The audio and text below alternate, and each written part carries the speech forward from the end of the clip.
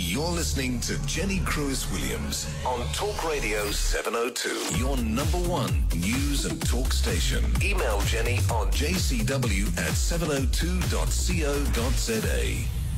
Well, over the 365 days that have constituted 2012, for me, I mean, there have, of course, been recurring issues because you don't just talk about it on air and then it goes away and it never comes back again. I mean, there are big issues and sometimes they take a long time to be resolved.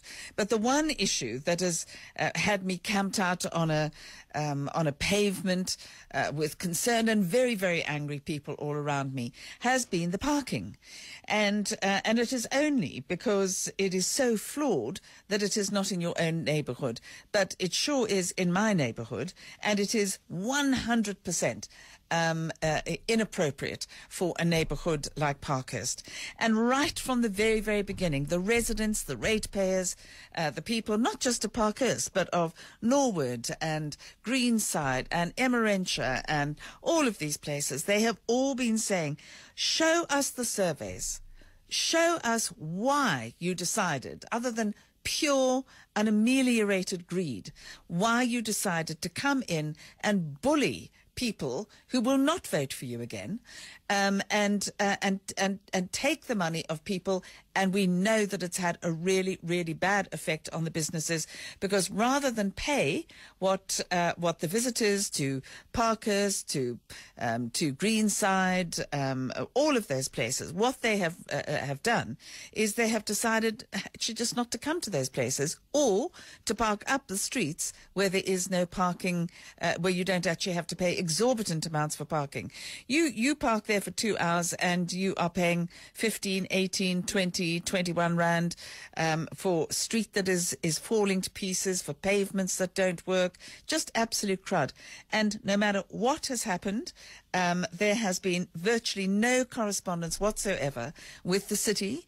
There has certainly been no conversation with the JMPD, and there has, without a shadow of a doubt, because I have tried to get hold of him and he has evaded every single opportunity to talk to people, is the Joburg chief of the traffic police, and that's Chris Ngcobo. So one of the questions we wanted to find out was, where are the surveys that sent you into these areas, that told you that this was appropriate?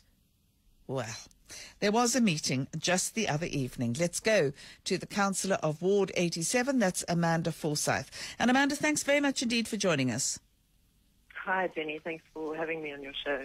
All right. Well, I think that it is a giant step forward for mankind that at the meeting that was held this week, that the JMPD has conceded that they actually, in spite of saying that there were no actual surveys were conducted for paid parking designation in Joburg.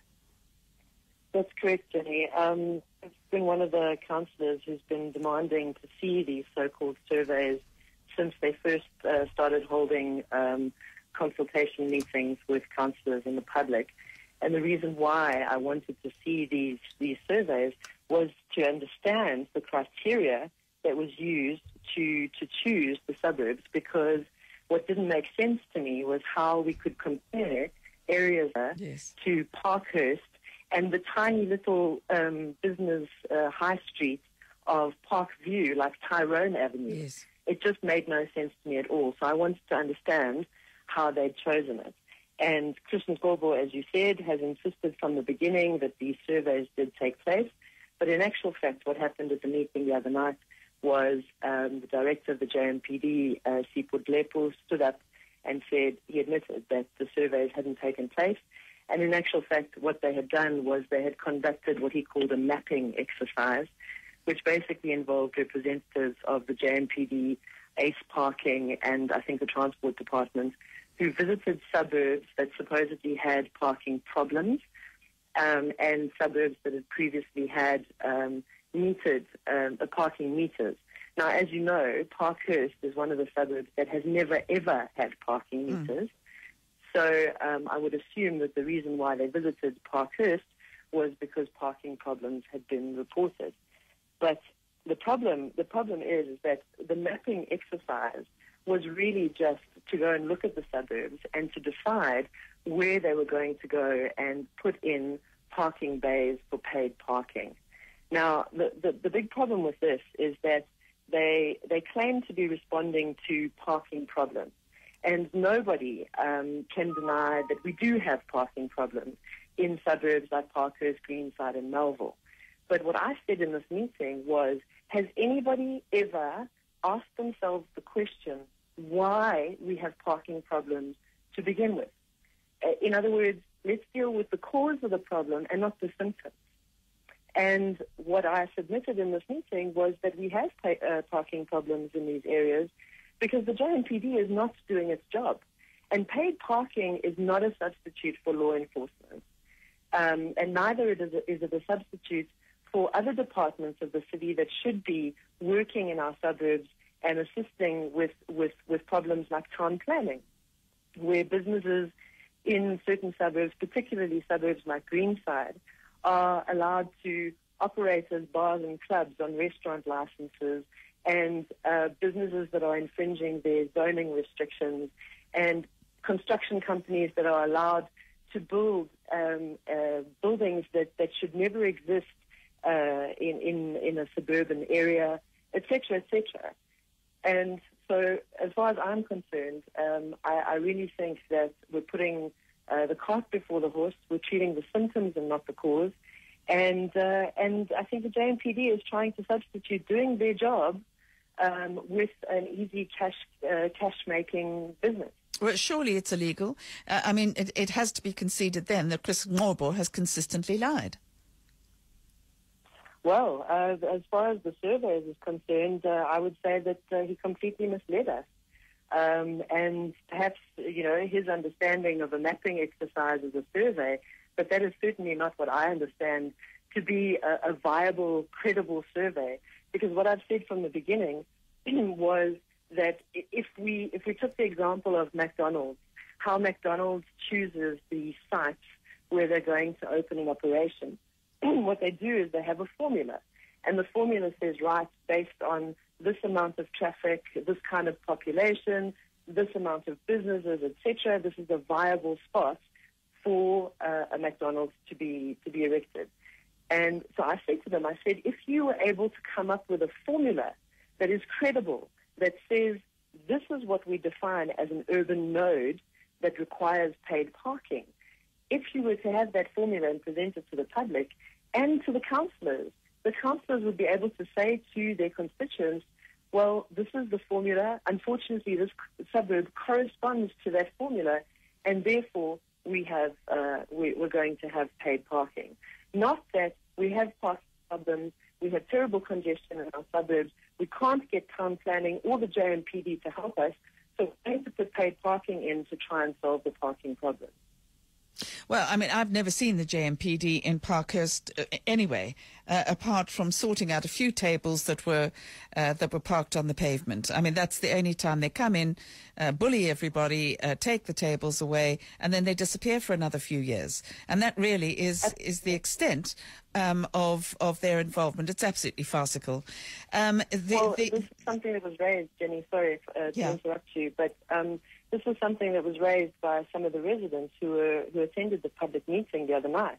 They said, they've been going to Parkhurst for coffee and meals for years and years and years.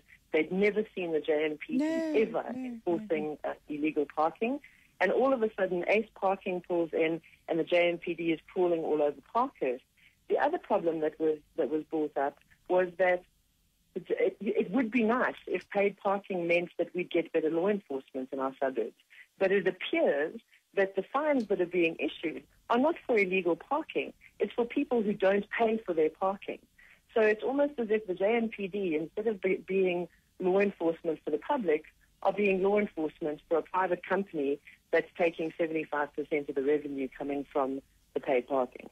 So where does this leave us? Because the one of the $64,000 questions, because I think there are several, Amanda, is how come Chris Ngcobo could have signed 2 years before the parking took effect and nobody was notified. So it came in like a stealth bomber, basically. And there's been bullying ever since. How on earth did that happen? How can that possibly be justified? And secondly, surely, this calls into question the setting up of the scheme entirely in the first place. So does this actually mean that the paid parking scheme, no matter where it is, should be deemed illegal or unconstitutional, and that the businesses that have suffered financially because of this rash and impetuous decision should be paid back? Well, Jenny, as far as signing the contract is concerned, again, I think it was once again putting the cart before the horse, not planning properly and not assessing the consequences of the actual contract, not only on the businesses, but also in terms of security in the suburbs. You've probably heard that crime has gone up quite substantially in Parkhurst in terms of theft of motor vehicles, theft out of motor vehicles, largely due to this paid parking scheme. But in terms of the contract, yes, the city has actually admitted that they have made mistakes with this contract and that public consultation did not take place, and they have been trying to remedy that with the public consultations that have been taking place subsequent to the outcry. It's also been pointed out to them that Ace Parking was in breach of the contract when they subcontracted to Service. This was raised again in the meeting last week and has been raised before. And apparently the city's legal department, their answer is that they are trying to deal with this issue with Ace Parking, but it wasn't going to land up or mean the end of the contract. The Ace Parking contract comes to an end in 2014. The city have admitted that they've made mistakes, and my personal opinion is that they're going to hold off on rolling it out in other suburbs for the time being, and to carry on with the consultation process. Unfortunately, I don't think it means that they're going to scrap it entirely, and that is why it's so important for the public to keep up the pressure, to keep commenting, participating in the meetings, and making sure that their concerns and needs are addressed, because I do think that another contract will be signed, maybe with Ace, maybe with another contractor. But it's really important that we get issues like the 15 to 30 minutes free parking in, that we deal with the consequences of paid parking in certain neighborhoods, and that kind of thing, and also the definition of where the paid parking should be. I can quite understand if they want paid parking in places like Rosebank and Randburg and Bloemfontein and those kind of urban nodes. Those I consider real urban nodes, and Sandton, for example. But Tyrone Avenue in Parkview and the 4th Avenue in Parkhurst and Greenside and Melville, I don't think so. I've got a couple more questions to ask you, Amanda. Thanks. Please hold on. Amanda Forsythe is the councillor for Ward 87. And if you want to ask a couple of questions, I mean, fortunately, this has not been rolled out in Norwood. It hasn't been rolled out in Fordsburg because they made such a fuss. And there would have been, all sorts of nonsense going on. But it has been rolled out in a few suburbs. Roodepoort is also supposed to receive it. And I would like to hear from you what your thoughts are on this. So this might be a battle that is restricted at the moment to a few suburbs, but the danger is that these badly researched, impetuous and basically foolish schemes should be allowed to pass through without any consultation with the residents. It's like Big Brother whipping you because he can. And when you see the JMPD waddling through your suburb, and you just say to yourself, where is democracy? Where are the democratic processes? And this could be you in no time at all. So I think that it's something that everybody's got to fight, and everybody's got to say, no. and make their points, make their voices heard.